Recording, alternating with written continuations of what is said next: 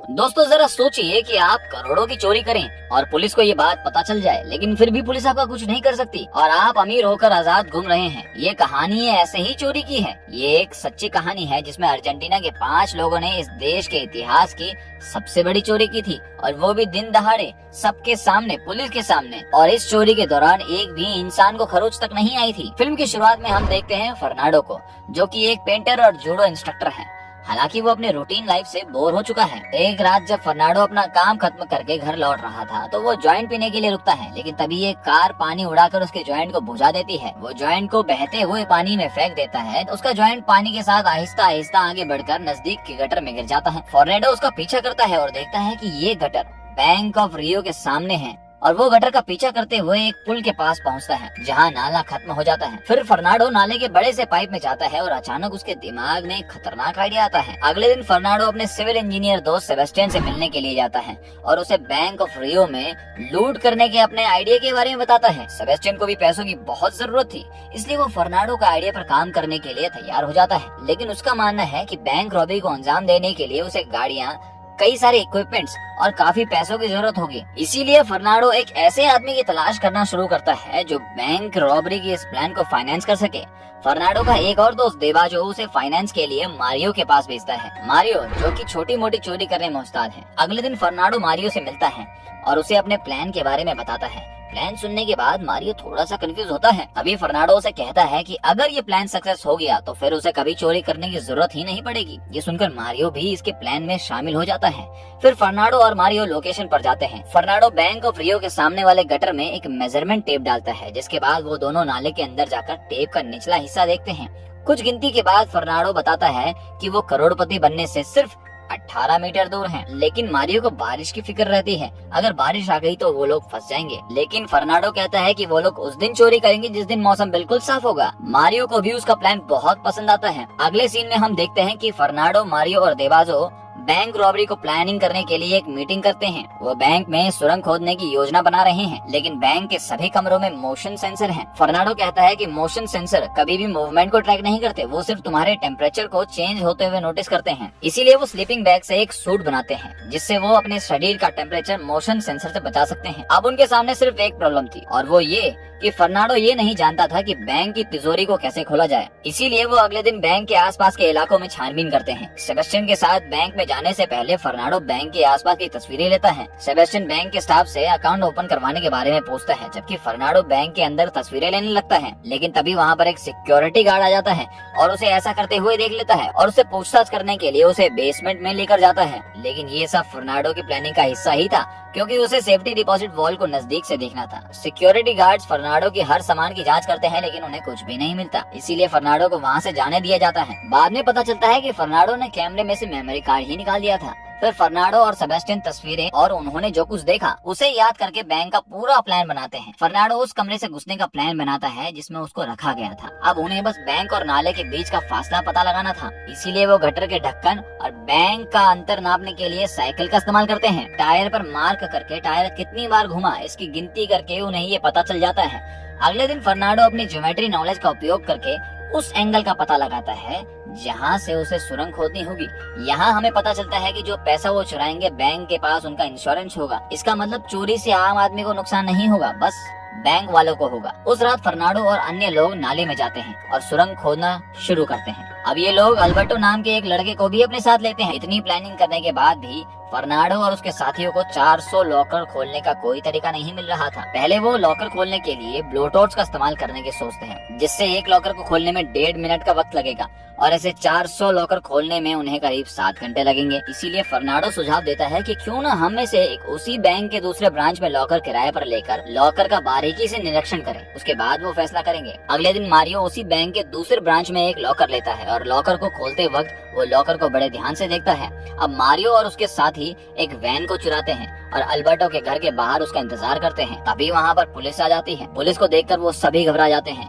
उन्हें लगता है कि वो लोग पकड़े गए हैं। तभी वहाँ पर अल्बर्टो और उसकी पत्नी आते हैं और पुलिस ऑफिसर को बताते हैं कि वो सब उनके दोस्त हैं। इसके बाद रात को सुरंग खोदने का काम शुरू होता है। एक रात सुरंग खोदते वक्त ड्रिल टूट जाती है, इसीलिए अब उन्हें नया ड्रिल खरीदना होगा। ये देखकर मारियो को बहुत गुस्सा आ जाता है, क्योंकि वो पहले से ही इस प्लानिंग में काफी पैसा खर्च कर चुका है और जब तक बैंक के सेफ डिपॉजिट वॉल्ट को खोलने का तरीका नहीं मिल जाता, वो पैसा खर्च करने से मना करके वहाँ से चला जाता है। उस रात फर्नांडो अपनी गर्लफ्रेंड से मिलने के लिए जाता है। वो रात को तारों को देखता है, तभी फर्नांडो के दिमाग में एक आइडिया आता है और वो तुरंत मारियो के घर जाता है। फर्नांडो उसे बताता है कि उसे प्रॉब्लम का हल मिल गया है। वो बताता है कि बैंक खुले होने के समय सेफ्टी प्रोटोकॉल्स कुछ अलग होते हैं और बैंक बंद होने के बाद सेफ्टी प्रोटोकॉल्स बदल दिए जाते हैं। सामने से चोरी रोकने के लिए अलग सिक्योरिटी है और सुराग से होने वाली चोरी का भी अलग सिक्योरिटी है, लेकिन जब ये दोनों चोरी एक साथ हो जाए तो उसे रोकने का कोई उपाय नहीं है। फर्नांडो कहता है कि वो बैंक के वर्किंग टाइम के दौरान मेन गेट से एंटर होंगे, क्योंकि उस वक्त सेफ डिपॉजिट के वॉल्ट भी खुले होंगे और वो भी बिना किसी अलार्म और मोशन सेंसर के। पुलिस को ऐसा लगेगा कि वो छोटे मोटे चोर हैं और सिर्फ कैश लूटने आए हैं। फर्नांडो इस तरीके से प्लान बताता है ताकि सबको यही लगे कि लुटेरे मेन गेट से ही वापस लौटेंगे और इससे पुलिस को शक भी नहीं होगा कि ये लोग सुरंग के रास्ते भाग जाएंगे। फर्नांडो का आइडिया सुनकर मारियो बेहद खुश होता है। अब बैंक रॉबरी का दिन आता है। गैंग के सभी मेंबर्स अपने उंगलियों पर क्लू लगाते हैं ताकि उनके फिंगरप्रिंट्स छिपाए जा सकें। सेबास्टियन नाले के रास्ते अपना काम करने के लिए अंदर जाता है, जबकि फर्नांडो और बाकी मेंबर्स बैंक के अंदर आ जाते हैं और अपने अपने मास्क पहन लेते हैं। मारियो और देबाजो अपनी गन निकालकर फर्स्ट फ्लोर पर जाते हैं। वहीं फर्नांडो और अल्बर्टो ग्राउंड फ्लोर पर सबको अपनी गन पॉइंट पर ले लेते हैं। वो बैंक कर्मचारियों को फ्लोर पर लेटने का ऑर्डर देते हैं। वहीं एक सिक्योरिटी गार्ड सीसीटीवी रूम में पुलिस को अलर्ट करता है, लेकिन वहाँ पर फर्नांडो सीसीटीवी रूम में से हो रहे कम्युनिकेशन को सुन रहा था। बैंक में मारियो कैशियर को ऑर्डर देता है कि वो सारे के सारे पैसे बैग में डाल दे। वहीं अल्बर्टो जाकर पार्किंग का गेट लॉक करता है। कुछ ही देर में पुलिस बैंक के बाहर होती है। पुलिस को देखते ही फर्नांडो एक सिविलियन को गन पॉइंट पर लेकर पुलिस को धमकी देता है कि अगर पुलिस ने बैंक में घुसने की कोशिश की तो वो उसे मार देगा। इसके बाद फर्नांडो बैंक में वापस आता है और अपने साथियों को बताता है कि लूट का पहला फेज समाप्त हो चुका है। अब फेज 2 में मारियो एक औरत को गन पॉइंट पर लेकर सीसीटीवी गार्ड को सरेंडर करने के लिए कहता है। मारियो उस गार्ड की गन और मोबाइल लेकर उसे बाहर भेज देता है। इसके बाद फेज 3 में बैंक के सभी कैमरा बंद कर देते हैं। फर्नांडो लॉकर रूम में जाता है और कैबिनेट हटाता है। फर्नांडो फेज 4 कहता है और उस दीवार की दूसरी तरफ से सेबेस्टियन दीवार तोड़ना शुरू कर देता है और बैंक के अंदर आ जाता है। फिर फेज 5 में वो दोनों अपनी कार से कुछ इक्विपमेंट लेकर लॉकर रूम में आते हैं और उस मशीन को असेंबल करना शुरू करते हैं। दोस्तों, ये एक कैनन पावर मशीन है जो सिर्फ 7 सेकंड में लॉकर तोड़ सकती है। अब हर कोई अपनी घड़ी में टाइमर सेट करता है। सेबेस्टियन और फर्नांडो लॉकर तोड़ना शुरू करते हैं। इसी बीच पुलिस, मीडिया और बंधकों के रिलेटिव बैंक के बाहर इकट्ठा होने लगते हैं। पुलिस कैप्टन सिक्योरिटी गार्ड से बात करते हैं और बैंक के अंदर की स्थिति के बारे में पता लगाते हैं। वहीं बैंक में लॉकर तोड़ने का काम पूरे जोश में जारी है। अचानक छत पर उन्हें पुलिस टीम की आवाज सुनाई देती है। वहीं मारियो के पास जो सिक्योरिटी गार्ड फोन होता है उस पर पुलिस कैप्टन का कॉल आता है। मारियो कैप्टन से बात करता है और बैंक की छत पर पुलिस कर्मियों को हटाने के लिए कहता है, नहीं तो वो बंधकों को मार देगा। कैप्टन को बात माननी पड़ती है, लेकिन पुलिस कैप्टन चुपके से 2 स्नाइपर को दूसरी बिल्डिंग की छत पर भेज देता है। फिर हमें फ्लैशबैक दिखाया जाता है। दरअसल फर्नांडो ने इस बारे में पहले ही सोच रखा था कि पुलिस उन्हें घेर लेगी और लॉकर तोड़ने तक उन्हें कोई ऐसा चाहिए जो पुलिस को भटका सके। इसीलिए फर्नांडो मारियो को उसकी ट्रेनिंग लेने के लिए कहता है। इसी वजह से मारियो पुलिस वालों से काफी कॉन्फिडेंट के साथ बात कर पाता है। अब कैप्टन मारियो से पूछता है कि उसकी डिमांड क्या है। मारियो कहता है कि वो डिस्ट्रिक्ट अटॉर्नी से बात करना चाहता है। कैप्टन उसकी डिमांड मानने को तैयार हो जाता है और 1 घंटे का वक्त मांगता है। इसी बीच फर्नांडो और सेबेस्टियन ने काफी लॉकर तोड़ दिए हैं, जिसमें ढेर सारा कैश और कई किलो गोल्ड ज्वेलरी है। बैंक के बाहर पुलिस अपनी स्ट्रेटेजी बनाती है। पुलिस कर्मी देखते हैं कि बैंक में एंटर होने के केवल 2 रास्ते हैं, एक मेन गेट और दूसरा पार्किंग एरिया से। पुलिस का यह भी मानना है कि यहाँ पर एक छोटी सी लूट को अंजाम दिया जा रहा है। पुलिस कैप्टन फिर से मारियो को फोन करती है और उसे सरेंडर करने के लिए कहती है। कैप्टन उन्हें वकील देने की पेशकश भी करती है। जवाब में मारियो ये कहता है कि वो अपने साथियों से डिस्कस करके इसका जवाब देगा। इसी दौरान फर्नांडो और भी लॉकर तोड़ता है। वहीं पुलिस बाहर लाचार खड़ी है और यहाँ पर एक बूढ़ी महिला का फोन बजता है और पता चलता है कि उसका आज जन्मदिन है। मारियो उस महिला को विश करता है। वहीं देबाजो उसके लिए चॉकलेट लेकर आता है। पुलिस उन्हें बर्थडे सेलिब्रेट करते हुए देखती है और मारियो उस महिला को गिफ्ट के रूप में आजाद कर देता है। मारियो खिड़की के सामने आकर पुलिस कैप्टन को फोन करता है और कहता है कि उसने अपने जीवन के 15 साल जेल में बिताए हैं और वो तभी सरेंडर करेगा जब उसे आश्वासन दिया जाएगा कि उसे कम से कम सजा होगी। कैप्टन ने इस बात से मान जाता है और स्नाइपर्स को पीछे हटने का आदेश देता है। मारियो खिड़की से दूर हो जाता है और कहता है कि वो सिर्फ ये चेक कर रहा था कि पुलिस गोली चलाती है या नहीं। तभी वहाँ पर डिस्ट्रिक्ट अटॉर्नी आता है, लेकिन मारियो बटोनी को गाली देता है और उसकी जगह वो अपने वकील से बात करने के लिए कहता है। जब कैप्टन उसके वकील का नंबर मांगता है तो मारियो उसे किसी हॉस्टेज का नंबर दे देता है और वो फोन उठाकर अपनी आवाज बदलकर नकली वकील के रूप में बात करता है और इस तरह वो अपने साथियों के लिए काफी वक्त ले लेता है। अब मारियो ने सभी बंधकों को फर्स्ट फ्लोर पर बंद कर दिया है। फर्नांडो और बाकी साथी लूट का सामान लेकर वहाँ से निकलते हैं। फिर मारियो अपना फोन बंद कर देता है। इससे पुलिस कैप्टन को शक हो जाता है। तभी पुलिस कैप्टन की नजर गटर पर पड़ जाती है और सोचता है कि बैंक रॉबर्स इस रास्ते से भी भाग सकते हैं। सब मिलकर लूट का सारा सामान सुरंग के जरिए नीचे फेंकते हैं और एक बोट में रखते हैं। वहीं ऊपर फर्नांडो अपने सारे हथियार वॉल्ट में रख लेता है और यहाँ पर हमें ये पता चलता है कि ये सारे हथियार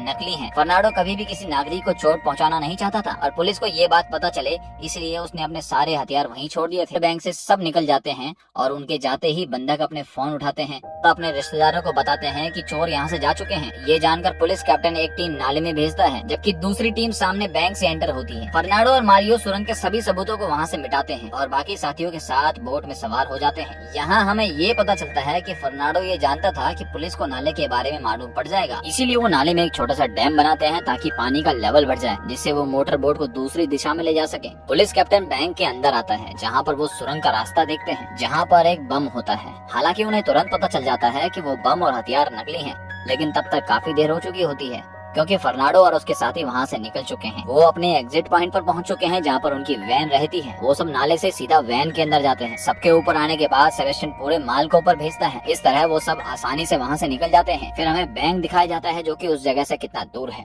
वहाँ से निकलने के बाद लूट में इस्तेमाल होने वाले सारे सामान को ये लोग जला देते हैं। फिर वो अल्बर्टो के घर जाते हैं और लूट का सारा सामान आपस में बांट लेते हैं। दोस्तों, इस बैंक की रॉबरी को कुछ महीने बीत जाते हैं और सभी लूट के पैसों से आराम की जिंदगी जी रहे होते हैं। तभी एक दिन अल्बर्टो की पत्नी उसे एक लड़की को किस करते हुए देख लेती है और उसे मालूम पड़ जाता है कि अल्बर्टो उसे धोखा दे रहा था। वो काफी गुस्सा होती है और पुलिस स्टेशन में जाकर एफआईआर दर्ज करवाती है और ये भी बता देती है कि बैंक रॉबरी में उसका पति अल्बर्टो भी शामिल था। और इसका परिणाम ये होता है कि एक के बाद एक सभी गैंग मेंबर्स पकड़े जाते हैं। सभी को जेल में डाल दिया जाता है। जिसके बाद फिल्म फास्ट फॉरवर्ड में 7 महीने आगे बढ़ती है। हम देखते हैं कि फर्नांडो जेल से रिहा हो रहा था और मारियो उसे वेलकम करने के लिए खड़ा है।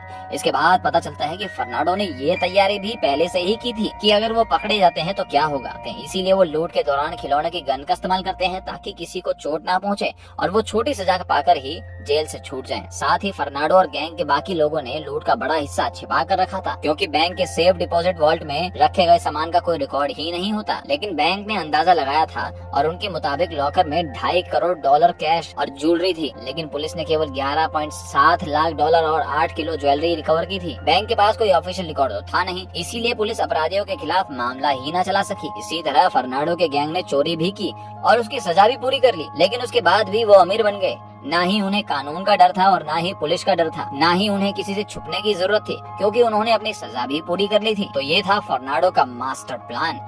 चोरी भी हो गई और सजा भी खत्म हो गई और उसके बाद भी वो लोग बहुत अमीर हो गए। ये फिल्म एक सच्ची कहानी पर आधारित है, इसीलिए फिल्म के अंत में हम बैंक रॉबरी के असली दृश्य देखते हैं और इसी के साथ ये फिल्म समाप्त हो जाती है। दोस्तों, जाने से पहले आपको एक और मूवी सजेस्ट करना चाहूंगा। इस कहानी में एक लड़की के बारे में बताया गया है जो कि पहली बार अंतरिक्ष में जाती है और अपने पहले ही सफर में पूरे ब्रह्मांड में अकेली पड़ जाती है। यहाँ क्लिक करके ये मूवी देखिए जिसका नाम है ग्रेविटी। दोस्तों, वीडियो पसंद आई हो तो वीडियो को लाइक करें और ऐसी एक्सप्लेनेशन के लिए हमारे चैनल को सब्सक्राइब जरूर कीजिए। Thank you so much.